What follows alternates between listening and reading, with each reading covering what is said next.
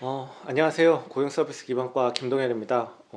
오늘은 벌써 이제 3회차인데요. 오늘부터는 파이썬으로 계산기 만들기 이 작업을 이제 시작해 보려고 합니다. 일단은 지난 시간에 복습부터 시작하도록 하겠습니다. 두 번째 시간에 헬로 월드라는 그 프로그램을 만들었었는데요. 첫 번째 줄은 str은 헬로 월드 이렇게 이제 시작을 합니다. 여기서 이제 설명을 안 해드리고 제가 지나갔었는데 str이라는 요 단어는 변수입니다. 그래서 이제 변수는 값을 저장하는 저장소라고 보시면 되는데요. 이 명령어 같은 경우에는 hello world라는 문장을 str이라는 변수에 입력하라는 뜻입니다.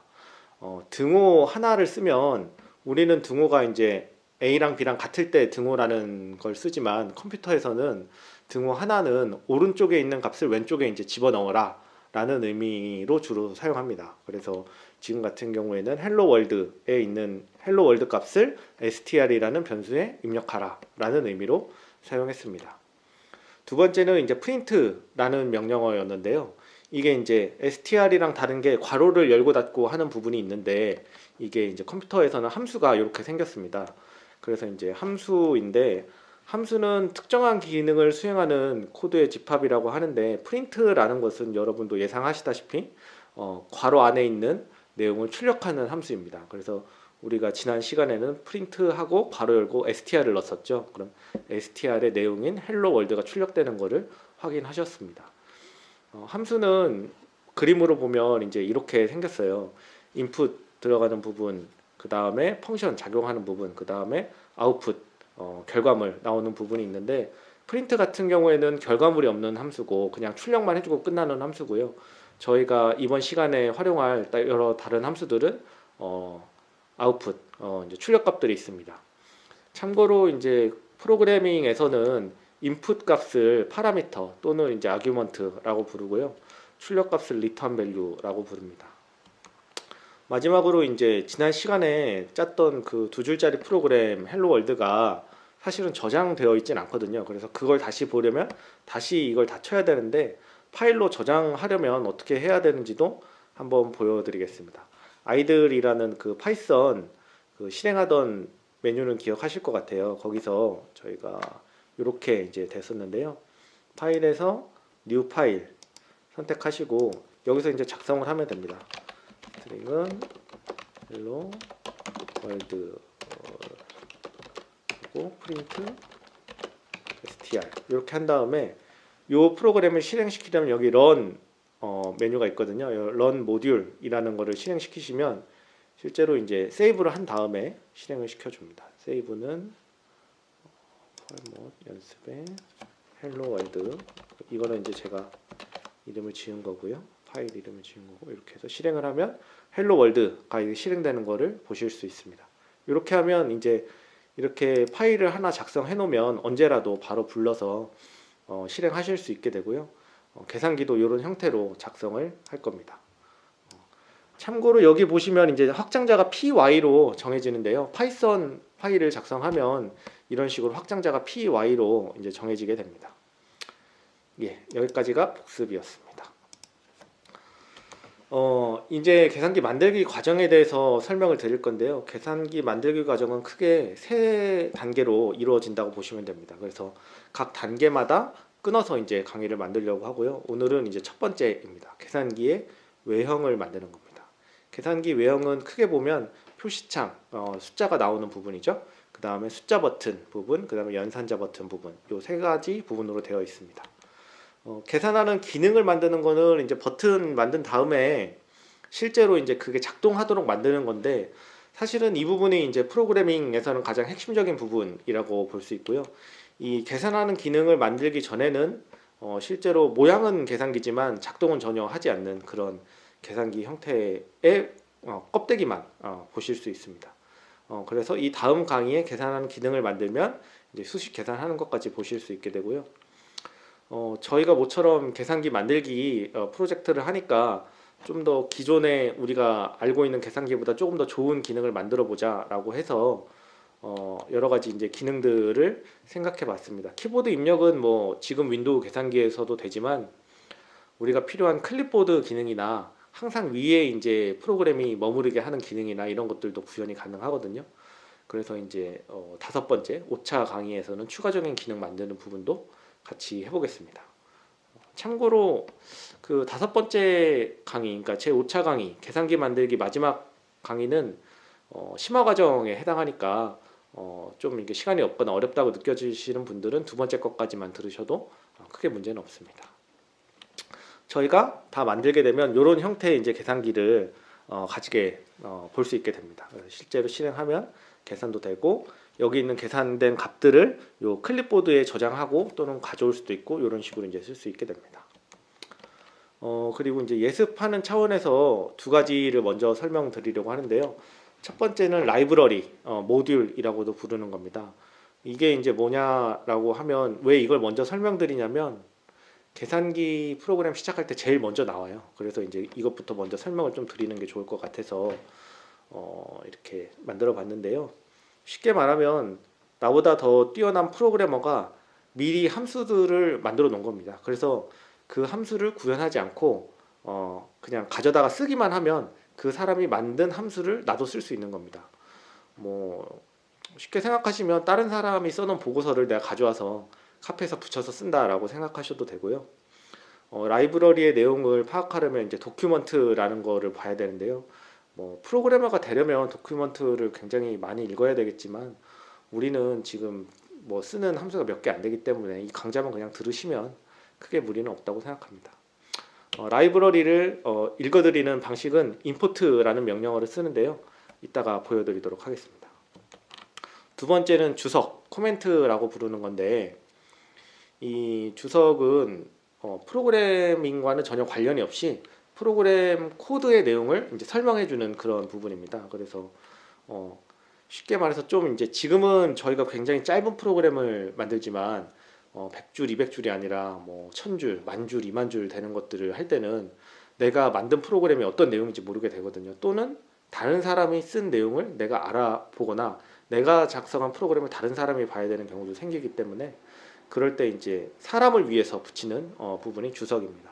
그래서 좋은 프로그래머는 이해하기 쉬운 주석을 붙인다고 했는데 저희도 이제 한 그 주석을 프로그램을 짤 때마다 한 줄씩 한 줄씩 가급적 주석을 붙여 나가도록 하겠습니다.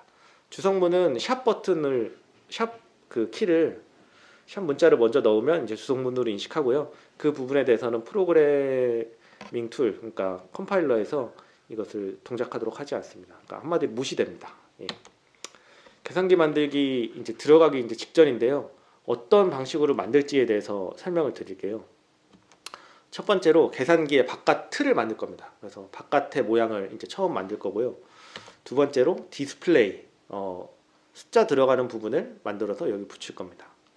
그 다음에 이 부분이 좀 중요한데 넘버, 숫자 버튼이 들어가는 부분들에 대해서 틀을 먼저 만들 거예요. 이 프레임 부분을 먼저 만들고 이 프레임을 오퍼레이터, 그리고 연산자 부분에 대해서도 만들고 그 다음에 버튼들을 이제 집어 넣을 겁니다. 이런 식으로 해서 한 5단계 정도로 이제 진행이 되게 되고요.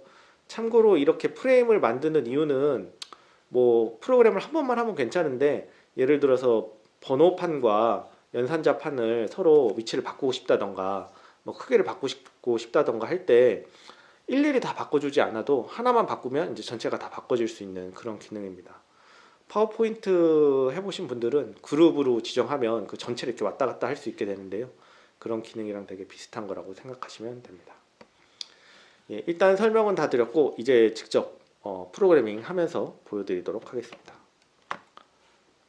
뒤에 게 좀 그래서 파일을 뉴 파일 해서 파일 이름을 먼저 저장을 해볼까요? 그래서 세이브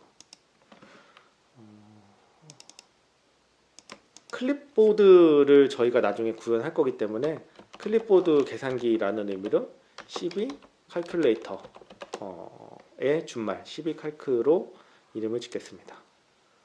그 다음에 첫 번째로 임포트 tkinter라는 라이브러리를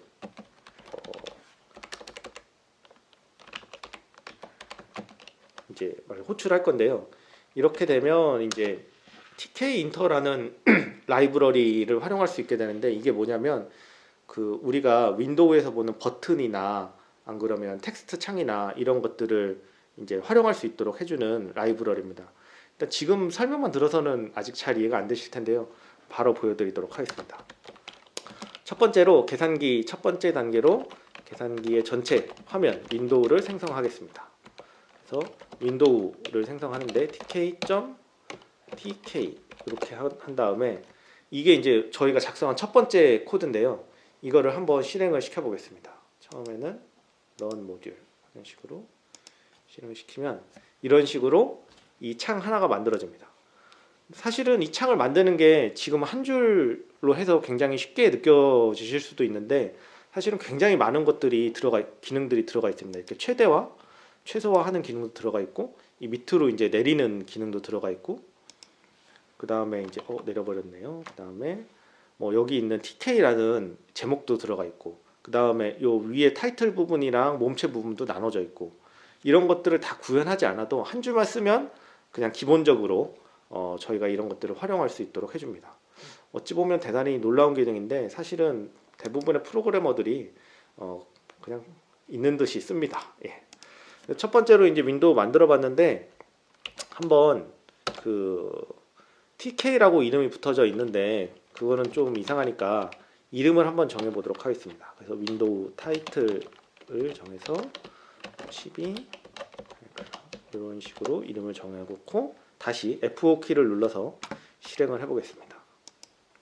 그러면 아까랑 달라진 게 이 10이 이렇게 돼 있는데, 이 제목이 이제 바뀌게 된 거고요. 우리가 이런 식으로 프로그램을 하나씩 바꿔나가는 단계를 계속 밟아 나갈 겁니다. 다시 멈추고, 이렇게 할 때마다 이걸 다시 하기가 그러니까 이거를 왼쪽에, 그 다음에 이거는 오른쪽에 이렇게 놓고 계속 작업을 하겠습니다. 자, 그 다음에 디스플레이 버튼 그 숫자가 나오는 부분을 생성하려고 하는데요. 디스플레이 하는 부분, 디스플레이는 엔트리, 이 엔트리라는 명령어를 쓰는데, 일단은 제가 설명드리기보다는 먼저 어떻게 동작하는지 보여드리겠습니다. 라이트,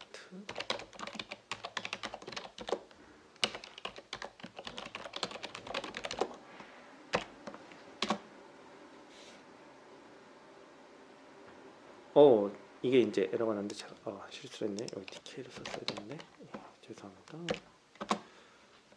이렇게 하면은 저희가 이제 첫 번째로 한 게 이 디스플레이 부분, 요 조그만 창이 초록색으로 된 요 창이 하나 들어간 거고요. 제가 색깔을 라이트 그린으로 지정했기 때문에 요 칸이 생깁니다. 이 칸에는 이렇게 이제 글씨를 쓸 수도 있는데, 이렇게 숫자를 쓰려고 만든 건 아니고 이 밑에 버튼을 넣어서 그 버튼에서 이제 이게 들어가도록 하려는 겁니다.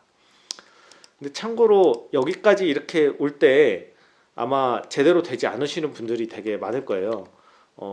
첫 번째로 많이 하시는 실수가 대문자랑 소문자를 잘 지키지 않으시면 이런 에러가 나게 되는데, 예를 들어서 여기 TK를 T 이런 식으로 대문자로 쓰면 실제로 실행을 시켜보면 실행이 되지 않고, 여기 이제 빨간색 글씨로 이렇게 경고문이 나옵니다. 근데 이 경고문을 보면 사실은 대략은 알 수 있어요. 여기에 보면은 TK라는 게 TK 인터라는 모듈 안에 없다라는 건데, 첫 번째로 잘 많이 하시는 에러가 T는 대문자인데 K는 소문자입니다. 이렇게 되고, 두 번째로는 여기 다 이제 중간중간 들어가는 것들이 점들인데, 점을 이렇게 쉼표로 쓰시는 경우가 많이 있으세요. 그래서 이거는 쉼표가 아니라 점으로 타이틀 이렇게 들어가고, 다만 쉼표가 들어가는 거는 이 괄호 안에 이 입력값들을 서로 구분할 때는 쉼표를 쓰고, 이 함수를 호출할 때는 이 점을 씁니다. 그래서 점과 쉼표는 잘 구분을 하셔야 되고요. 사실은 제가 이 첫 번째 강의를 몇 번 해봤는데, 하시는 분들마다 이건 되게 어색해 하시더라고요. 그래서 저는 이제 에러가 없이 치지만 다들 이제 실수가 있으실 수 있다는 거는 감안하시고 하시면 좋겠습니다. 그래서 디스플레이를 생성해봤고, 그 밑에 이제 숫자 버튼을 생성하겠습니다. 숫자 버튼을 생성하기에 앞서서 요 밑에 아까 말씀드린 대로 프레임을 먼저 만들도록 하겠습니다. 숫자 버튼을 덜 프레임. 그래서 넘버 프레임이라고 이름을 짓고요. 프레임은 윈도우. 이게 이제 프레임을 만드는데 어디에 만드는 거냐면 우리가 처음에 만들었던 윈도우라는 그 창이 있습니다. 우리 프로그램이 윈도우인데 그 윈도우에 이제 프레임을 다시 만들라는 거죠. 그래서 프레임은 윈도우에 만들고 그 다음에 프레임 그리드 로는 0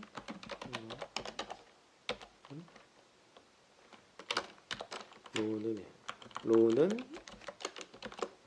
열이고요. 컬럼은 로우가 행이고 컬럼이 이제 열이죠.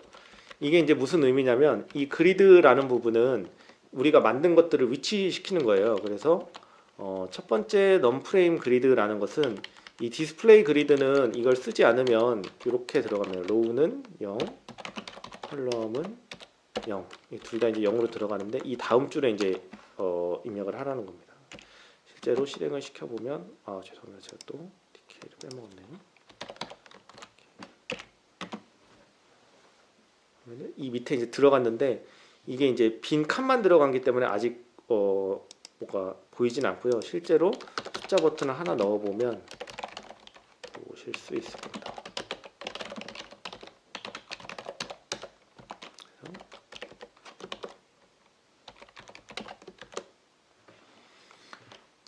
저도 익숙하지가 않아서 보면서 하니까 이해해 주세요. 그래서 버튼은 프레임 버튼은 처음으로 1이라는 버튼을 먼저 만들어 보겠습니다. 그리고 넓이는 5, 그 다음에 이렇게 하고요. 바로 그리드는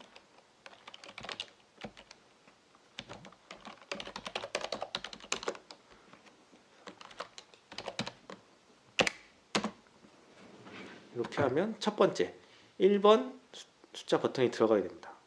그래서 1번 숫자 버튼 말고도 2번, 3번도 넣을 수 있는데요.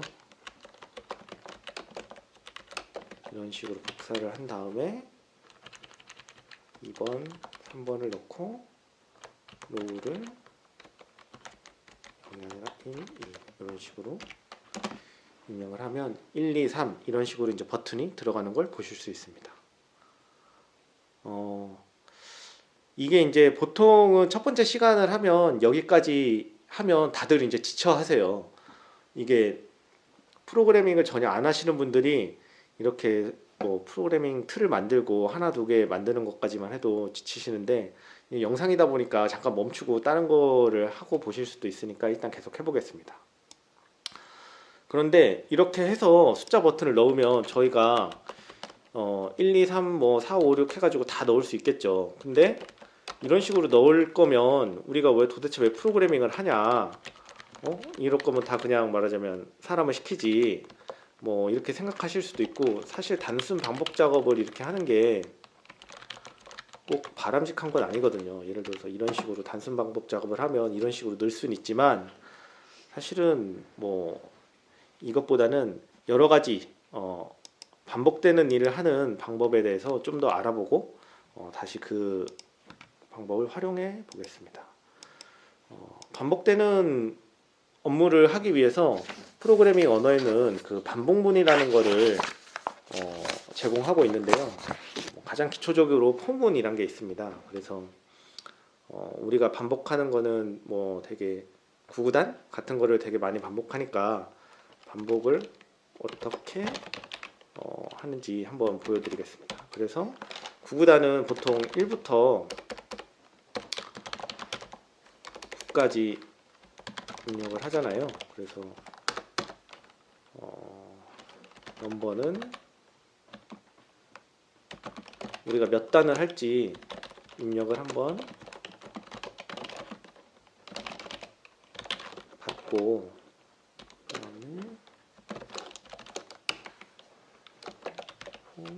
i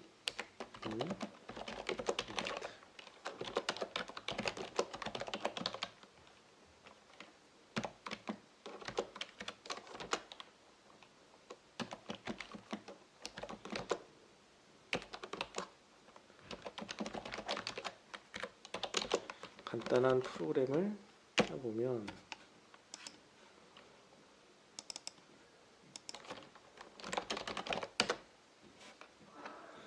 이런 실행을 시키면 여기서 몇 단을 원하세요 이렇게 얘기하고 5단을 원합니다. 그러면 99단 5단을 출력해주는 이 프로그램이 실행이 되는데요. 여기서 조금 코드를 더 설명해 드리면 이 num list라는 것은 1부터 9까지 여기 보시면 5단이 1, 2, 3, 4, 5, 6, 7, 8, 9 이렇게 진행이 되잖아요. 그래서 이 부분을 미리 적어 놓은 겁니다. 그리고 넘버는 input 몇 단을 원하시나요? 라고 하는 건데 이 몇 단을 원하시나요? 이 부분을 저희가 구현을 한 겁니다. 그래서 그 값을 입력하면은 그 값을 아까 설명드렸던 대로 오른쪽 넘버로 넣으라는 거고요. 그 다음에 이 부분이 이제 저희가 설명할 부분인데 for문이에요. for라는 그 명령어를 통해서 반복을 시키는 건데 for에서 i가 num 리스트에 있는 동안은 계속 반복하라는 겁니다. 그러면 어떻게 되냐면 i가 이 num 리스트, 요 리스트 안에 있는 첫 번째는 1이 됐다가 두 번째는 2가 되고 세 번째는 3이 되고 네 번째는 4가 되고 해서 끝까지 9까지 된 다음에 프로그램이 종료됩니다. 그러면 아까 제가 5를 입력했잖아요. 그럼 넘버는 5가 되고 5 곱하기 1 한 다음에 5 곱하기 1 값, 5 곱하기 2, 5 곱하기 3 이런 식으로 이제 계속 반복돼서 5 곱하기 9까지 출력이 되는 겁니다. 만약에 여기서 뭐 10, 11, 12를 넣은다고 하면 그 다음에 더 추가로 12번까지 값이 나오겠죠. 7단을 한 다음에 7부터 1부터 12까지 이런 식으로 이제 반복이 되게 됩니다. 이렇게 해서 포문에 대해서 알아봤고 저희가 그러면 숫자 버튼을 넣을 때도 포문을 활용할 수 있거든요. 그래서 포문을 활용해 보겠습니다. 실제로 버튼을 넣을 때 저희가 계산기를 보면 넘버 리스트가 이렇게 생겼습니다.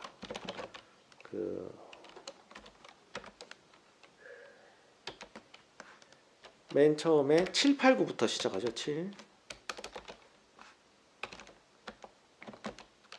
8,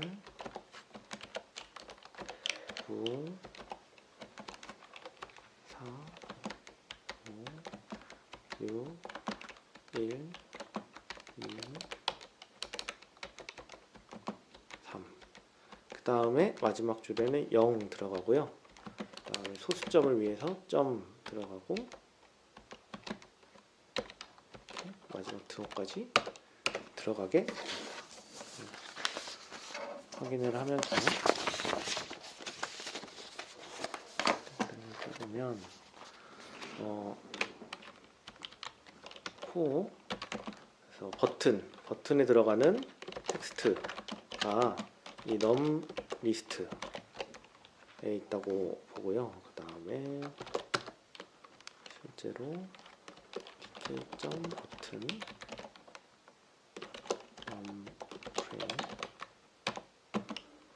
텍스트는 버튼 텍스트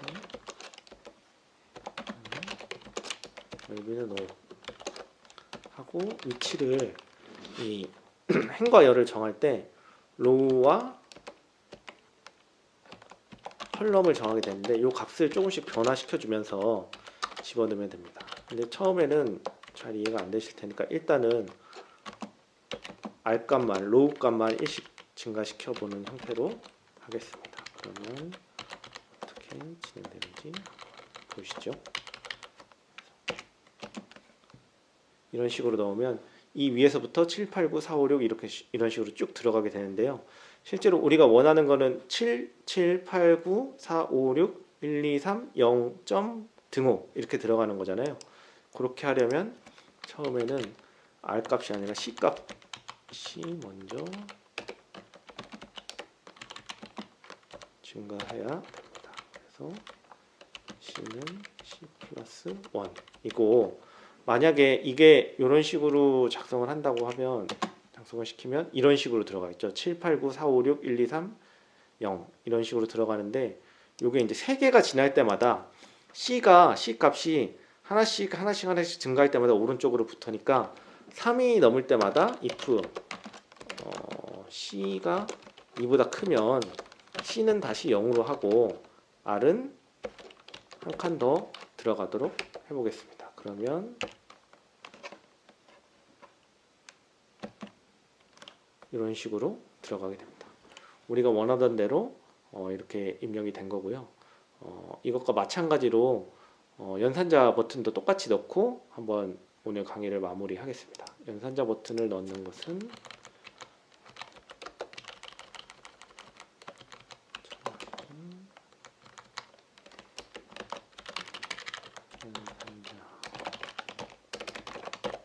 버튼을 넣을 프레임을 OP 프레임이라고 부르겠습니다. OP 프레임을 만들고, 다만 이거는 두 번째 줄에 두 번째 칸에 넣는 거고요. 그 다음에 연산자 버튼을 넣어봅시다. 저희가 이제 집어넣을 연산자는 순서대로 곱하기, 나누기, 더하기, 빼기, 그리고 괄호도 있으면 좋을 것 같아요. 그 다음에 클리어, 그 다음에 올 클리어, 이렇게 8개를 넣도록 하겠습니다. 그래서 똑같이 R은 0, C는 0. 중간에 빈칸이 하나 있어도 크게 관계는 없습니다. 다만 보기 좋게 하도록 하기 위해서 만든 겁니다.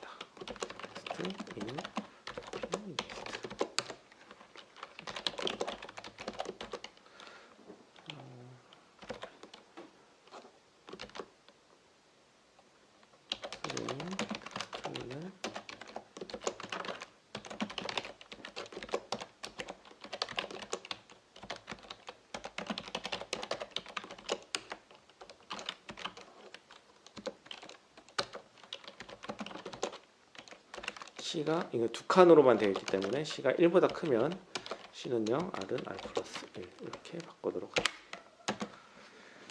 실행을 시키면 이렇게 이제 두 개가 들어갔는데, 이게 보시면 여기까지가 이제 한 칸이기 때문에 이 디스플레이를 여기까지 이제 연장시켜 주는 게 필요합니다. 그 명령어는 여기에 보면 컬럼 스팬을 2로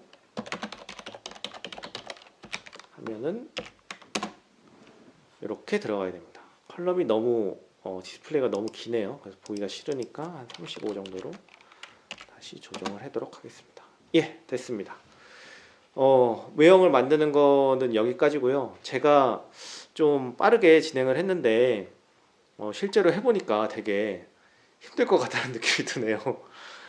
제가 블로그에 이 코드도 다 적어놓고, 사실은 오늘 작성한 내용들도 저장을 해놨기 때문에 원하시는 분들은 저한테 알려주시면 제가 블로그 주소를 알려드리고 이 코드도 제공해드리도록 하겠습니다. 예, 수고 많으셨습니다. 이상으로 3강을 마치도록 하겠습니다.